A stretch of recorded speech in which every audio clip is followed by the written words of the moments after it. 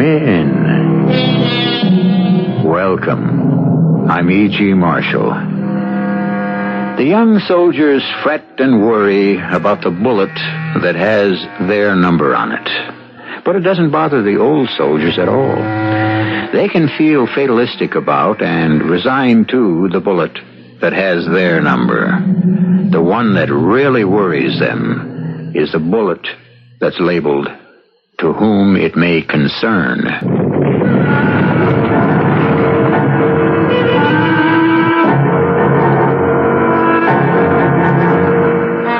Our mystery drama, To Whom It May Concern, was written especially for the Mystery Theater by Sam Dan and stars Marion Seldes and Ian Martin.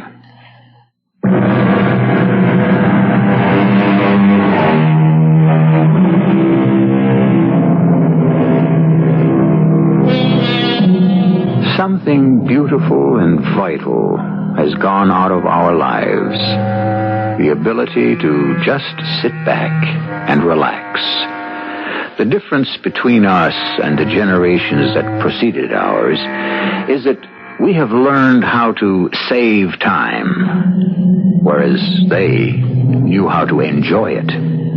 They had time for everything. And this is the story of a man who lived back then, when there was time, just before World War I. Come with me now to the New York Club of Dr. Adams Mandeville, a place of fine old wine, mellow cigars, gleaming crystal, and easy conversation on a May evening in the year 1915.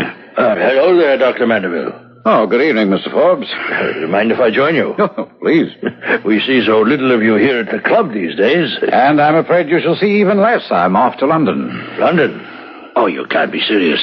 There's a war. Well, we're not involved. It's not yet. Nor do I think we ever will be. And in any event, I must go to London. May I ask why?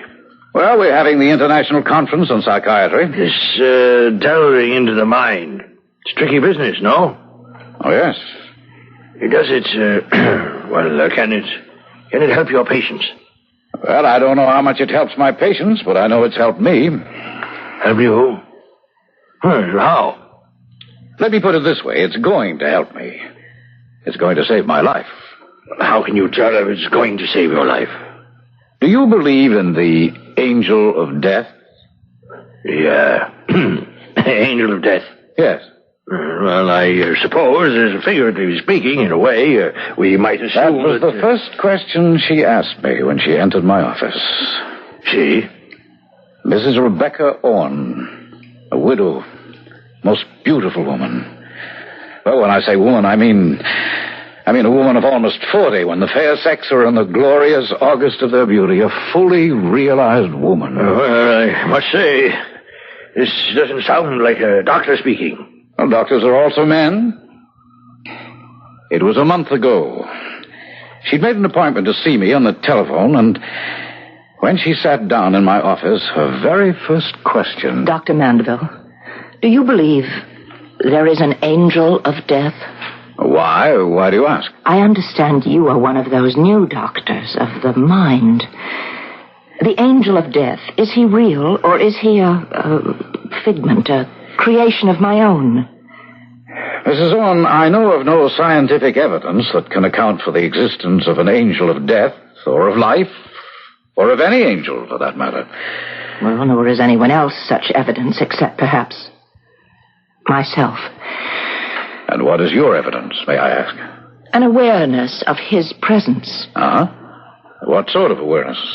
A feeling that I'm not alone. Awareness, feeling, but is there anything tangible? It's tangible enough to me. The word tangible literally means something that can be touched. I know. And I feel his touch. Where? Oh, dear. This may sound indelicate. I feel his touch all over my body. Yes? It feels as if I was suddenly chilled by an icy wind, and my skin seems to burn. It sounds contradictory, I know. Ice and fire. No. Please continue, Mrs. Owen. And I feel as if my hand is being taken. Taken? Taken in someone's grasp. You feel a hand? The fingers of a hand closing on mine. And you see? No one. Nothing. But you feel these fingers? Yes. And how do they feel to the touch? Well, again, fire and ice. Burning fire and cold, cold ice. The icy coldness of death. And then what happens? The fingers of the hand that has closed over mine.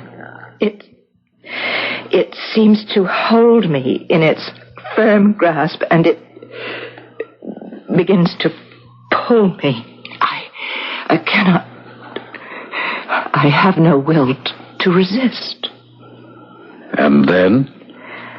And then the ice becomes warmer, and the fire becomes cooler, and the fingers of the hand that is holding mine seem to slacken their grip and slip away from me. And suddenly, I feel his presence no longer. He's gone. You're quite sure of all this? Oh, yes, it's exactly the same way, each time. Oh, then this has happened several times. Oh, yes. How many? Oh, innumerable. I have a theory. Would you like to hear it? Oh, yes, please. He wants me. Well, you might say if he exists, he wants all of us. When our time comes. But I think my time has already come. I'm afraid I don't understand. And that he was unable to take me at that time. And since I escaped him, he must keep after me. And it becomes more and more difficult for him each time. And so he tries harder and harder. And yes, Mrs. Owen? I've never been able to say so much to any doctor. Most of them would give me pills for my nerves long before I could get this far.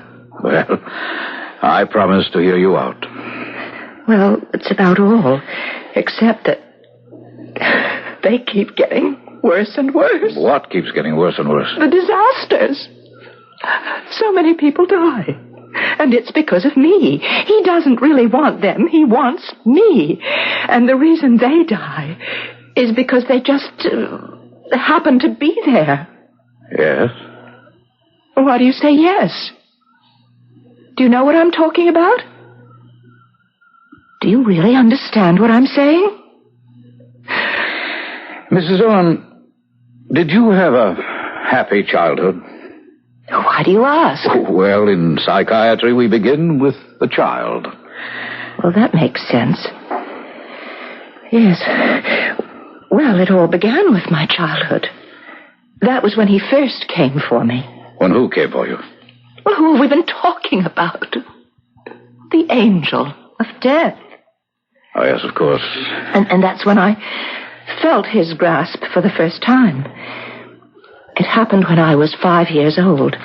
We were living in Johnstown, Pennsylvania. Johnstown, Pennsylvania. Now, that name seems familiar. I'll never forget. I was in the kitchen of our house. We had a farm.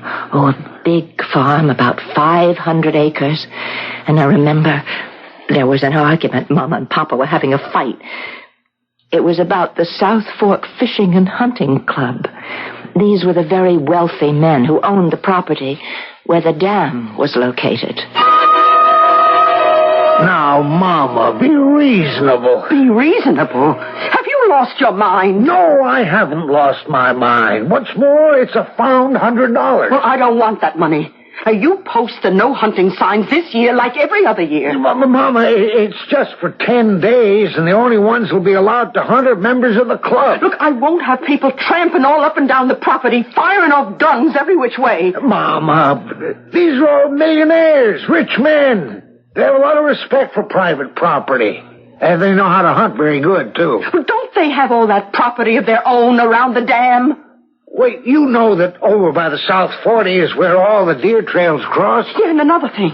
I'm against killing poor, dumb animals. Well, so am I. But for $100... And what about Rebecca? Rebecca? She goes running around the woods all the time. Now, with all them hunters shooting away, Well, so, for the next 10 days, you gotta keep her in the house. How can I keep the child cooped up all day? For $100, you better find a way to do it. But Mama couldn't. Although she laid down the law in no uncertain terms, I was a restless child, filled with unlimited energy. I couldn't sit still. I always wanted to be where I wasn't. And so, one afternoon, when Mama stretched out for her nap, I was just out the door, running through the woods, happy the way only a child can be, and I heard a voice suddenly shout, Look out, Andy! But the voice was too late. There was a noise and a flash, and a dull blow against my chest. That was the first time I felt the icy cold and burning hot fingers close about my hand, and the gentle pull that urged me forward. And I heard a voice. Hey, good Lord, Andy, you killed her. Look at the blood. The bullet went right through her chest, through her heart. Oh, she must be dead. Yes, I was dead. At least I thought I was dead. I should have been dead. The angel of death had come for me. But suddenly, the fingers that grasped my hand loosened their grip. The ice became warm, the fire cool, and I just slipped away from him. Or he from me. And I was free. You, were shot through the heart? Yes. Could the bullet have missed? No. But surely... Oh, the doctors came from miles around. The best doctors. The club saw to that. They were amazed. Well, how did they account for it? They didn't. Those doctors couldn't. They said perhaps the bullet broke as it hit my chest and just a small piece of it penetrated my heart. Or perhaps the tissue was able to repair itself. But really, they were only guessing. I was shot through the heart. That much is certain. And you lived. That much is obvious. I lived through other things, too. I was bitten by a copperhead a year or two later. Well, people do survive snake bites. Oh, rattlesnake bites sometimes. But very few folks are ever actually bitten by copperheads. And those that are... You're very lucky. Very imaginative. You know, you're a charming lady, Mrs. Owen. May I ask why you have never remarried? Because I'm frightened. Of marriage? I believe I told you. The angel of death is so intent on capturing me that those around me are always in danger. Well, you're sitting here in my office. Am I in danger now? Yes, Doctor. How? I don't know. The building might collapse. It's not likely. It's a new building constructed of steel and stone. There might be an earthquake. There never have been any here in the East. Or a flood. Well, hardly. Well, there was a flood once. Actually, it was 26 years ago. When I told you I came from Johnstown, Pennsylvania, you said the name seemed familiar. Do you remember why now? Oh, yes, of course. The flood, the famous flood. The Johnstown flood. Were you there at the time? Yes. And you lived through it? Yes, I lived through it. Unfortunately. Now, why do you say unfortunately? Because it wasn't fair that I should survive. I really deserved to die. I caused the flood, Doctor. I'm the one to blame for the Johnstown flood.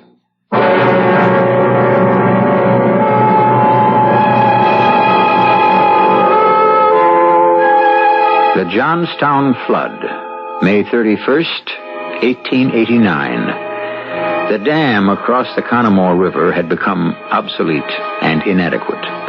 During April and May, 41 inches of rain and snow increased the pressures to the breaking point, and a tidal wave of destruction swept through the valley, killing more than 2,000 people.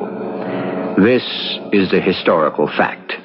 Now, if Mrs. Rebecca Owens has other information, we owe her the courtesy of a hearing in Act 2.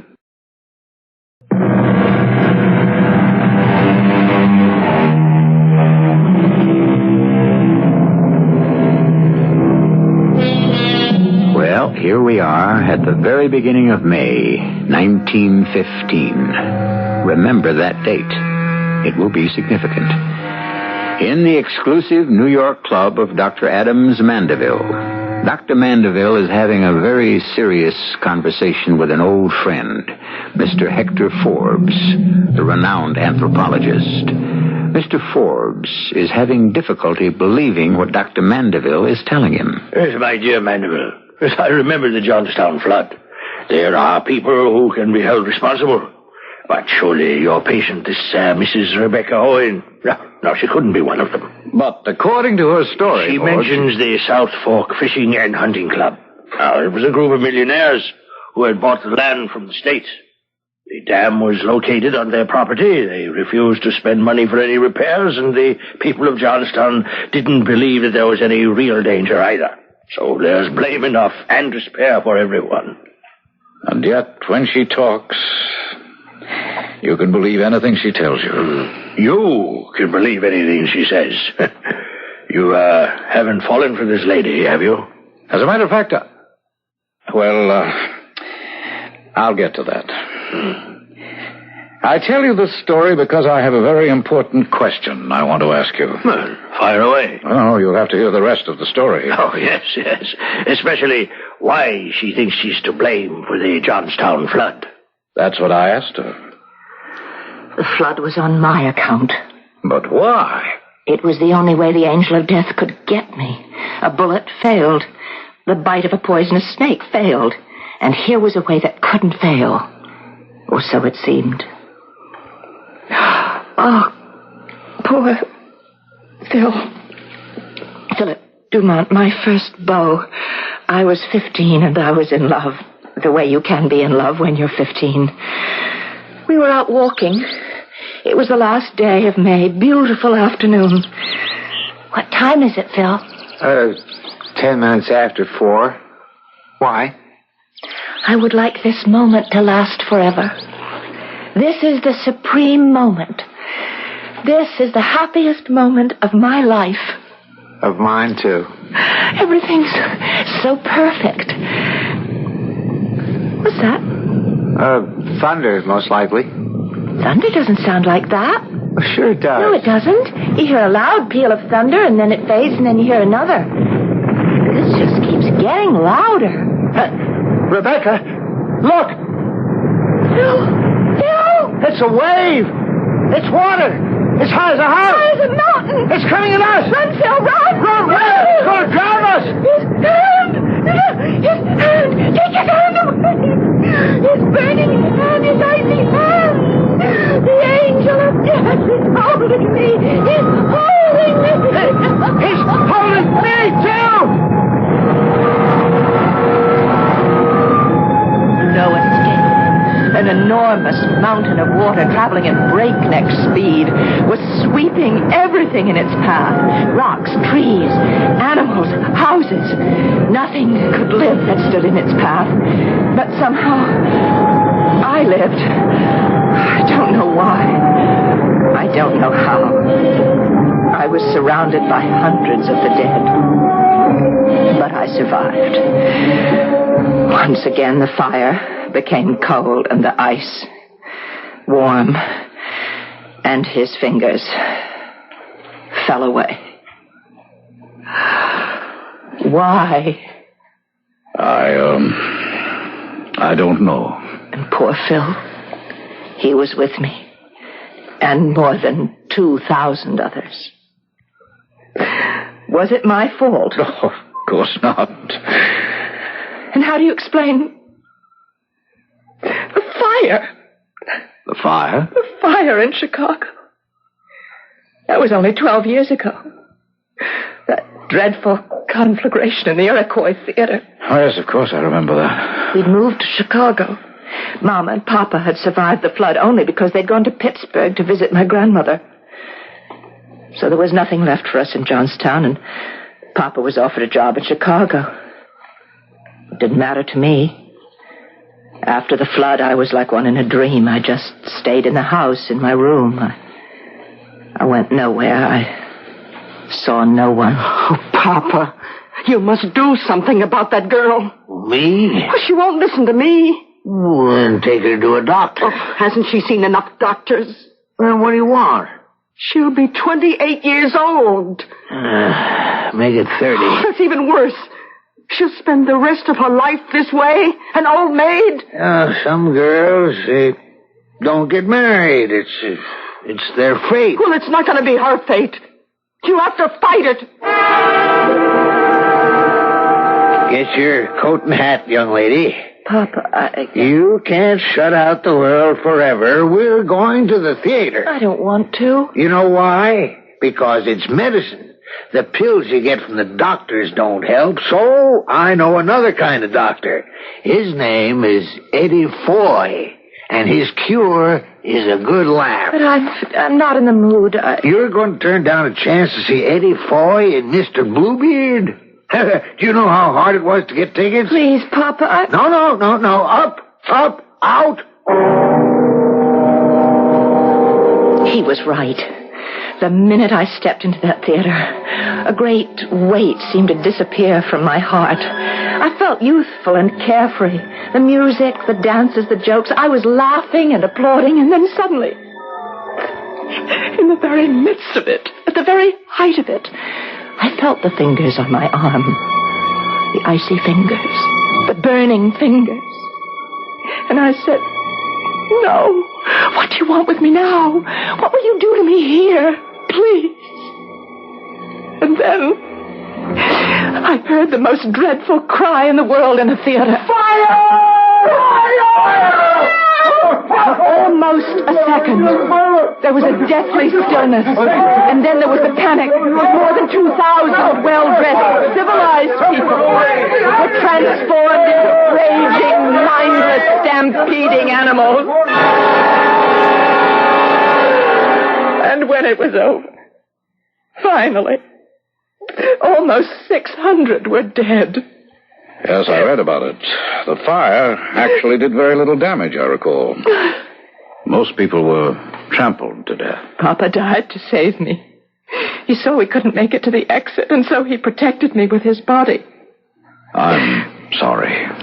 Papa left the world, but I came back to it. Mama became ill, and it was up to me to support us. I learned how to use a typewriter and to write in shorthand, and soon I secured a position as the secretary to a Mr. Walter Owen. He was middle-aged, very proper, but kind, a most generous employer. Mama became better, but she was quite sad. I think I'll have some soup, Mom. Mama, you're crying. No, I'm not. Rebecca, I do want you to have a life of your own. I'm content. But you'll never have a husband. You'll never have children. I don't want anybody close to me. Rebecca, that's not natural. Please, let's not talk about it. But a husband, children, they would make you happy. Yes, Mama. Very happy.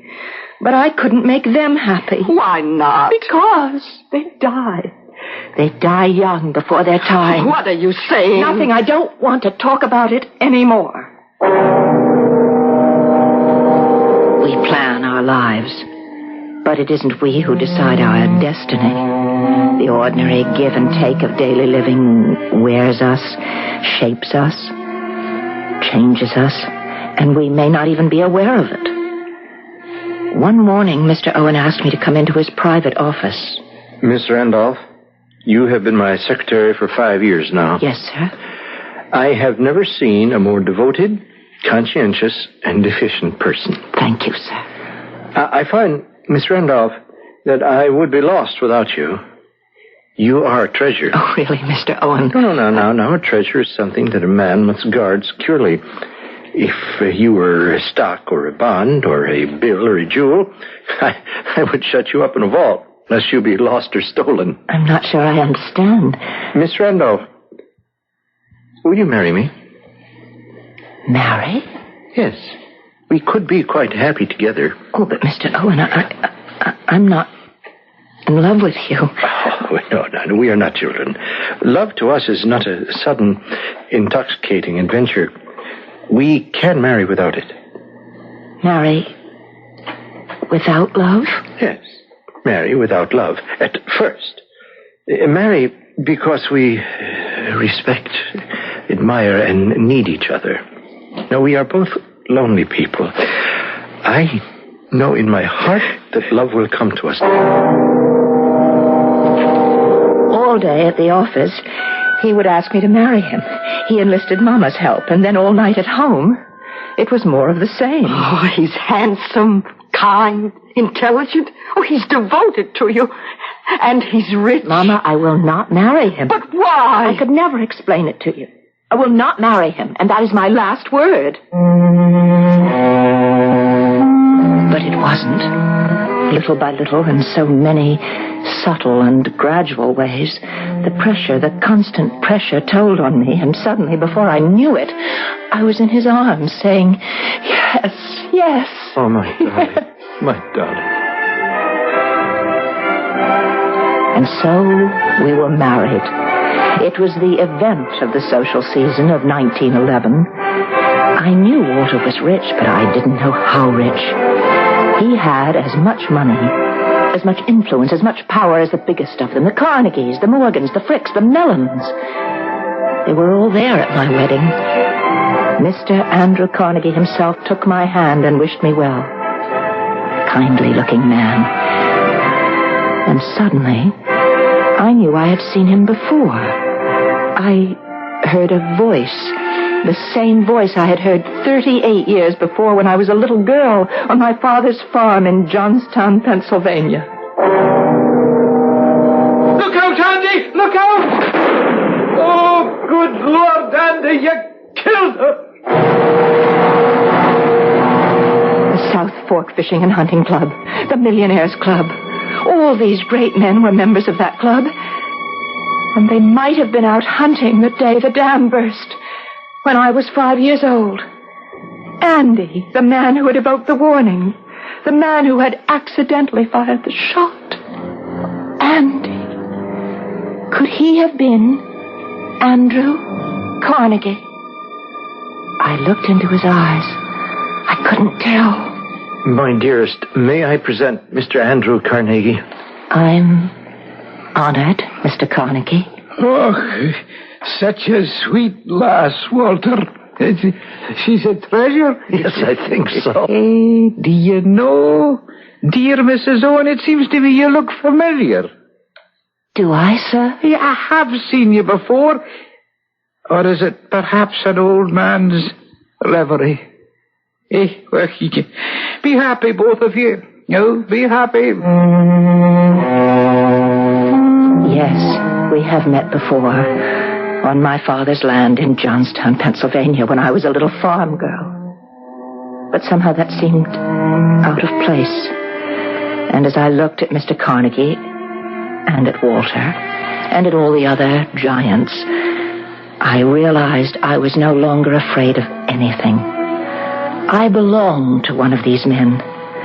We went to Europe on our honeymoon. We saw palaces in Italy and castles in Spain.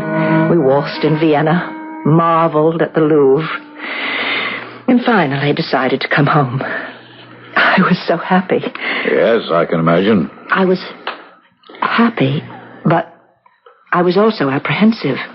Why? Well, I was never really able to free myself completely of my fear, so I dreaded the trip home. Darling, I know how you feel, but But what, Walter? But this is a brand new ship. A ship the like of which has never been seen. It's a floating palace. But still, if anything... Most important, they say she's constructed on a completely new principle. There's incontrovertible scientific proof that she is unsinkable. Oh, Walter. She leaves on Friday on her maiden voyage to New York, and I've already booked passage for us. Oh, how exciting. What's her name? The Titanic.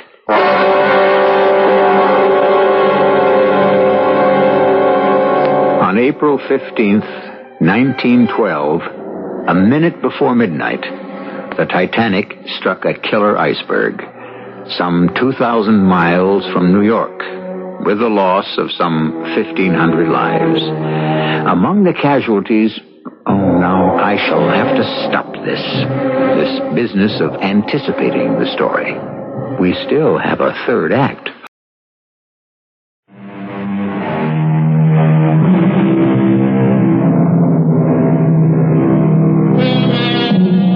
Dr. Adams Mandeville, a New York psychiatrist, is at his club talking with his friend Hector Forbes.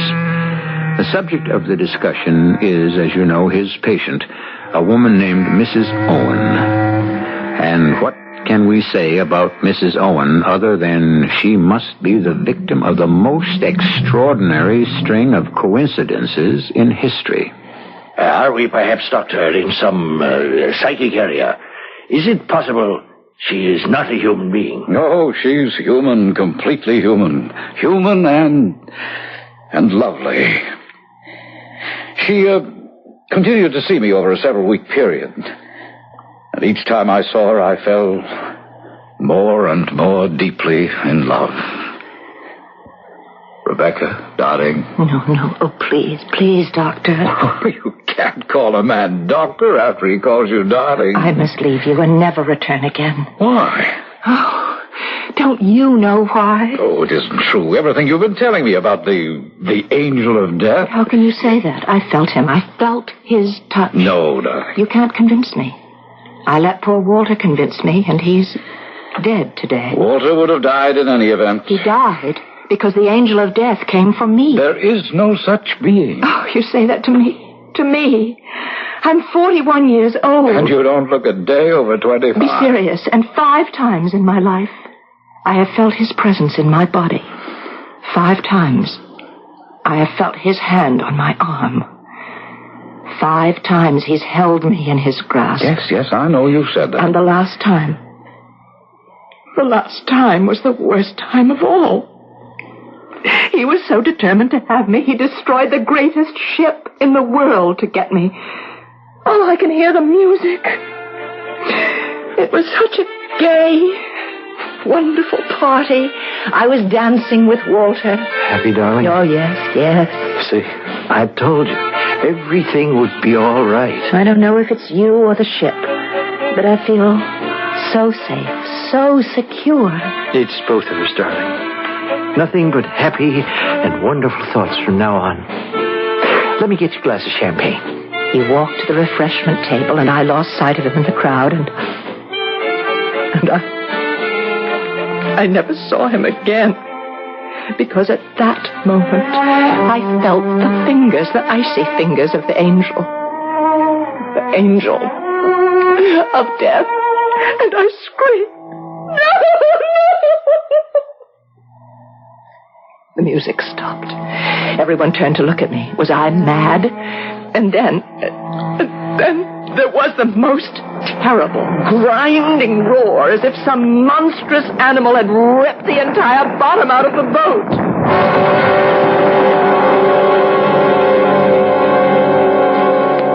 The next thing I remember, I was on board the rescue ship, Carpathia. But 1,500 others had died. And Walter. And Walter had perished. And now you tell me it isn't my fault. Yes, I do. How? All the evidence proves nothing. Oh, listen to me, my darling. Let me tell you what this is. It's the law of averages. Oh, no, that's not good enough. The touch of the angel of death. It was real. Well, of course it was real. Then you agree. It was real to you. Oh, my darling Rebecca, we're only now beginning to understand the mind, to comprehend its fantastic complexity. Then why was it real? Because you wanted to be punished. Punished for what? For disobeying your mother. When? That day when you were told not to go into the woods. You remember that day? That day when you were 5 years old and your mother took you aside and... What was it she said to you over and over again? She She said... You're not to go into the woods. You are not to leave the house. If you disobey, you will be punished. Severely punished. Punished. Punished. That's right. Punished. Punished. Punished. But you did disobey, didn't you? Yes. And, Rebecca, you were not punished. And then, because you were almost killed, you were rewarded. You were fussed over and coddled and spoiled. Yes. And all the time you knew that you were to blame. You remember the face of the man who had shot you. You could see his agony and his anguish. Please. No. This is necessary, dear. You look for death. You seek him out. You court him. You spin fantasies about him. Oh, darling, there is no angel of death except in romantic mysteries. But I... Face it, and your whole world will be changed. Oh, I never looked at it that way. Oh, my darling. We'll go to England on our honeymoon. I'd like you to meet Mama. Oh, well, of course. Could you leave now? I bought Mama a house in Ossining. It's up on the Hudson River. Oh, let's tell her today. Well, certainly. Let's see, it's 10:30 now. I have some hospital calls to make at 11, so I should be free by noon. We can get the train at 1 o'clock. Meet me on board. I'll be sitting in the last passenger coach. 1 o'clock on the Ossining train, the last coach. Yes, it's the only one that isn't a smoker.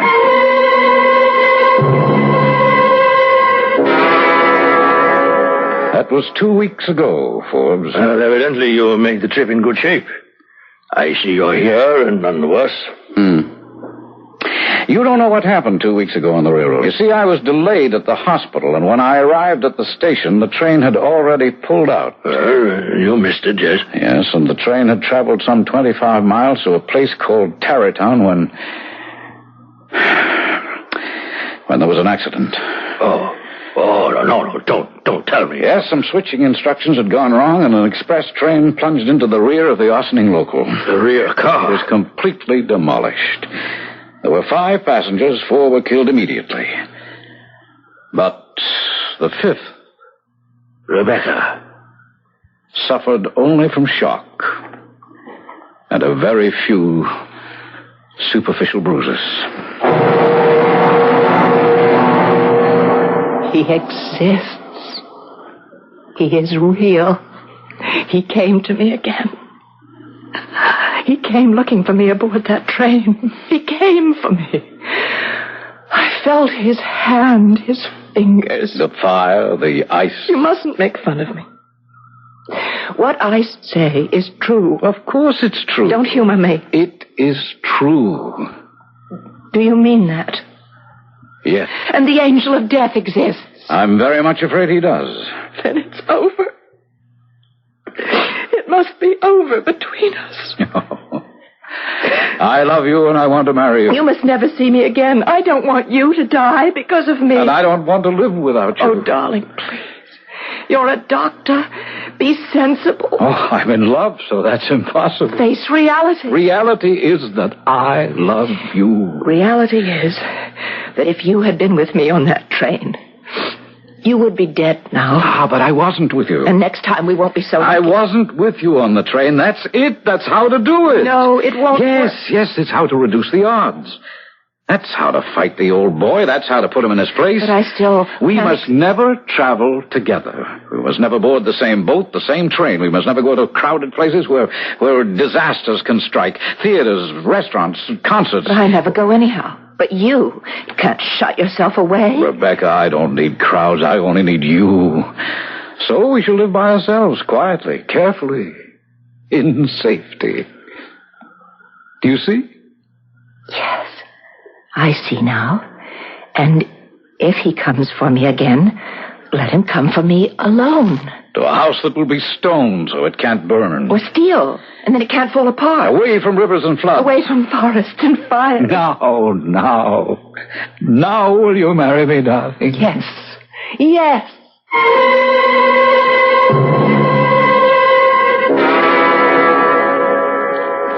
Rebecca and I were married the day before yesterday. Well, congratulations. Well, how does it happen you're not off on your honeymoon? Oh, we're going to London, where we shall also take in the conference. I'm leaving tomorrow morning. Well, you're off on a honeymoon, and you say I'm leaving? Well, naturally, separate ships. It's the only way we can travel. Oh, yes, of course. Rebecca sailed this morning on the Imperia, and I had to look around for something at the last moment. Yes, well, on such short notice, you'd be lucky to find a berth on a tramp steamer. Oh, I did considerably better than that. There was a last-minute cancellation, and I was able to get a cabin on what many people consider the most comfortable ocean liner afloat. Oh, really? Which one is that? The Lusitania.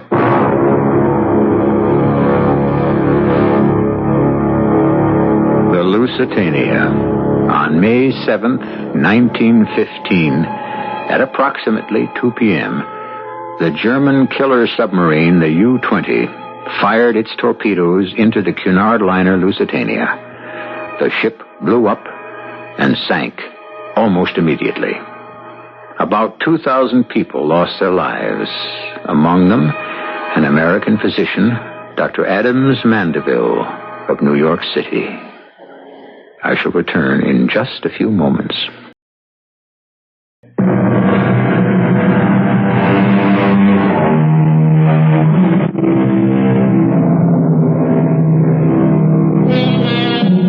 The old soldiers, as we told you in the beginning, are worried mostly about the bullet marked, "To whom it may concern." That's because they know something few of us pause to consider. They realize how unpredictable is fate, how random is chance, how impersonal is providence, how hard it is to live and how easy to die. And if life perplexes and puzzles you, take comfort. No one has been able to figure it out yet. Our cast included Marion Seldes, Ian Martin, Bryna Rayburn, Bob Dryden, and Earl Hammond. The entire production was under the direction of Hyman Brown. This is E.G. Marshall inviting you to return to our Mystery Theater for another adventure in the macabre. Until next time, pleasant dreams.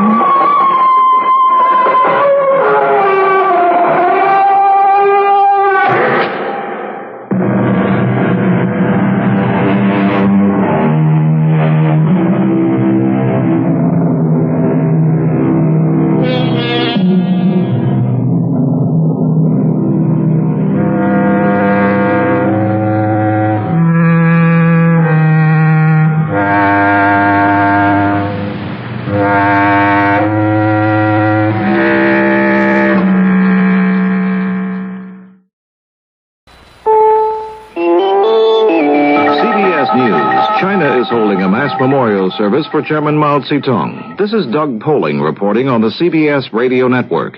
It's Saturday afternoon in the Chinese capital where a huge rally takes place a short time from now. Barry Kalb has a report from Hong Kong. Foreigners in Peking estimate there will be up to 1 million people in Tiananmen Square, and people all over the nation will be able to watch or listen to an unprecedented live television and radio broadcast. No foreigners will be allowed in the square. They've been told to stay at home and watch the show on television. Guests in Peking's tourist hotels have been ordered to stay inside between 9 a.m. and 6 p.m. The ceremony begins at 3 p.m. and is due to start with a 3-minute period of silence.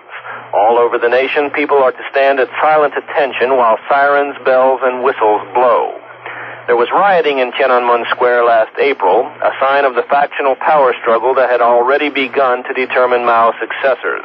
No trouble is expected today, but just to make sure, the people of Peking were warned against any such acts last night. Barry Kalb, CBS News, Hong Kong. More news in a moment. 4 newsmen with the Fresno, California Bee were released Friday night after serving 14 days in jail for refusing to reveal their source in a news story. The judge agreed with testimony at a hearing in which it was claimed the 4 were determined not to reveal the source and that keeping them in jail longer would serve no purpose. One of the 4 who had been jailed, Fresno Bee reporter James Bott, said the newsmen made their point. We have maintained the integrity of our source, and I think that's important to be remembered. We have established in this hearing, I believe, that there is a journalistic ethic that is all pervasive in these cases. Bott and the other Fresno newsmen refused to reveal where they obtained grand jury testimony which led to the indictment of a city councilman last year. The House voted Friday to launch new investigations into the murders of President Kennedy and Dr. Martin Luther King, Jr.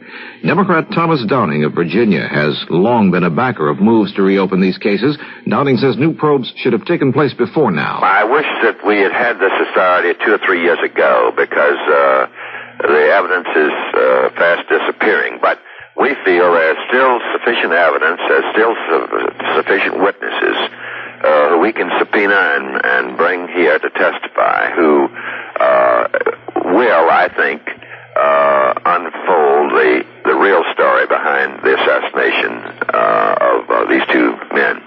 Downing says he's convinced that in the case of President Kennedy's murder, a conspiracy was involved. The Navy says it will try to recover an F-14 Tomcat, the newest and best of its carrier-based fighter planes. The aircraft is lying on the ocean floor off Scotland. It carries some secret weaponry. The plane rolled into the sea from the flight deck of the carrier John F. Kennedy on Tuesday. There are reports that a Soviet cruiser is in the area, possibly marking the location for a Russian salvage attempt. A spokesman for Secretary of State Kissinger characterized as constructive Kissinger's 5-hour talk in Pretoria with South African Prime Minister John Vorster. More violence broke out Friday as Kissinger arrived in South Africa for a weekend of talks.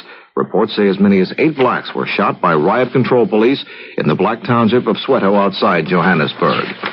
The coalition government of Finland resigned Friday after failing to reach agreement on a budget. President Urho Kekkonen accepted the resignations but asked current leaders to stay on until a new government is formed. Now this. Hear ye, hear ye. Hear our next big bicentennial weekend special, The World Looks at America. CBS News correspondent Charles Collingwood is anchorman for 30 broadcasts, reporting on the opinions and observations of presidents, prime ministers, educators, editors, and other prominent figures.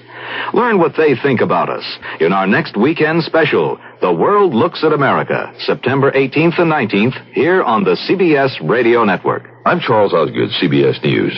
Join me on Newsbreak, mornings on most of these CBS Radio Network stations, as we explore this curious world of ours. Some days, I'll pick a major news story to explore in further detail. Other days, it may be a person who did not exactly make the headlines, but whose story is noteworthy in the course of human events. Newsbreak, one of the many broadcasts of news and commentary, along with hourly CBS News, updates to the minute, on most of these CBS Radio Network stations. At Palmdale, California, Rockwell International has unveiled the nation's first commuter space vehicle. The vehicle, half rocket and half airplane, is designed to make more than 100 round trips into space starting in the next decade. It will land on solid ground rather than in the ocean. Doug Poling, CBS News.